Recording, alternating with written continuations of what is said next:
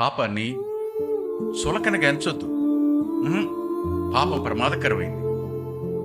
అందుకే ఒక కవి అంటాడు, చులకనగా నెంచకు పాపమును, చులకనగా నెంచకు పాపమును, సిలువలో రక్తము చిందెను తెలుసా.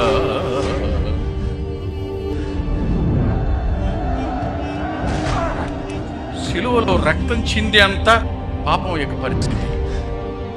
పాపాన్ని చులకనగా ఎంచొద్దు. సృష్టికర్త ప్రాణాన్ని బలి కోరింది పాపం. ఆయన బలివ్వడానికి గల కారణం నీ మీద ఉన్న ప్రేమ అంతే, మరొకటేం కాదు. అందుకోసమే ఆయన భూమి మీదకి మానవుడిగా రావాల్సిన అగత్యత ఏమిటి? ఆయనకి మహిమను విడిచిపెట్టి ఎందుకు రావాలి? మీద ఉన్న ప్రేమ అంతే. దేవదూతల ఆరాధన విడిచిపెట్టి ఎందుకు రావాలి? నీ మీద ఉన్న ప్రేమ అంతే. మహిమా సింహాసనాన్ని విడిచిపెట్టి ఎందుకు రావాలి? నీ మీద ఉన్న ప్రేమ అంతే, మరొకటేం కాదు.